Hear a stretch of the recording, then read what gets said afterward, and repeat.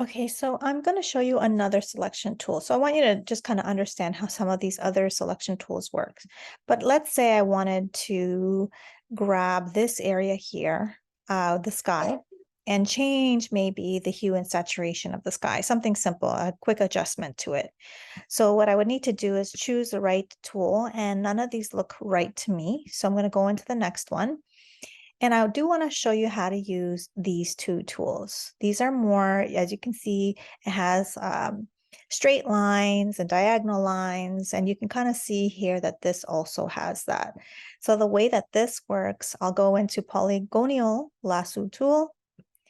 I would have to kind of use it like the pen tool. I would just click, and that might be too high. I'm going to zoom in so you could see this.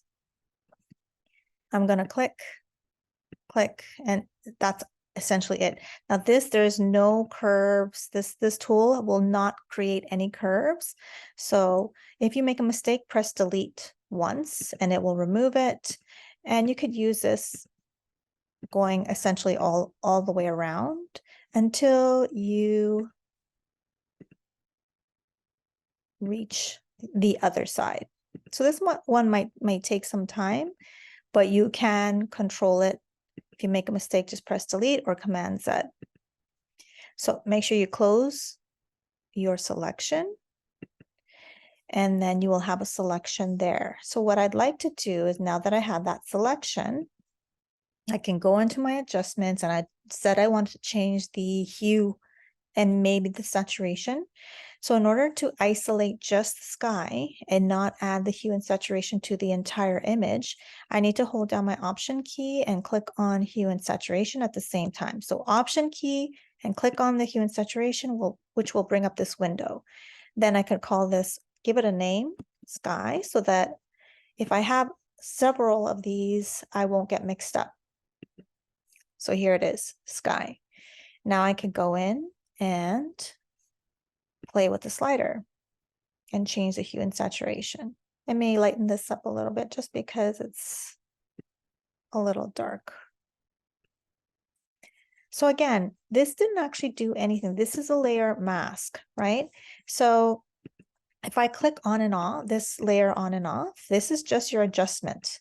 So it didn't actually do anything to the image itself, right? I can also grab this and throw this in the trash. It's gone. That simple. Now for now, I'm just going to turn it off. Now to show you the other tool, how to do something like this, is in here is the magnetic lasso tool.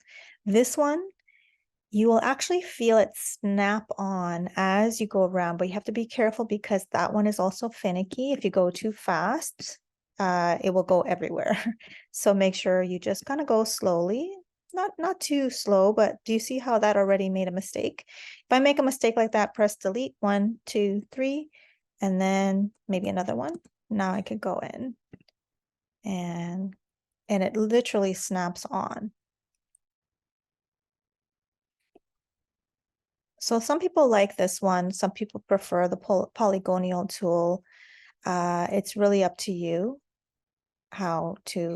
which one to use. And of course, I made a mistake here. So just press delete a few times until those anchor points disappear. And then you can continue on. You might have to press once, click on the button once. It takes a little patience. And we're going to click. And if you, like I said, if you move too fast, that's what happens. And then close. That's it. Same thing. I want to change the hue and saturation. This applies to the other one. It won't apply to this one. So I'll have to create a new adjustment. Hold down the Option key, click. And I'm going to call this sky 2. And then this one, I can adjust as well, right? Add a bit of lightness to it. Okay, so here's my sky 2. Here is my sky 1 right here. And I'm just going to show you something. I turned this one off. Here's the top one that we just did. If you notice a couple areas, you see how there's still a bit of that blue sky, the original one underneath. So if you have those areas like that, to fix that, make sure that you are editing the portion where it's the mask. So select, you see how I can select here? I don't want that, it has to be right here. And then I can make my edits. I need to take my paintbrush tool. So I have to make sure that I'm on the white and not the black. The black, if you have the black fill, that actually removes that, right? I don't want that. So I'm gonna make sure that I'm on the white fill with the paintbrush, and then I can go in and paint. Kind of painting, I'm just revealing more of the mask. And that's how you can kind of fix areas that maybe you didn't get.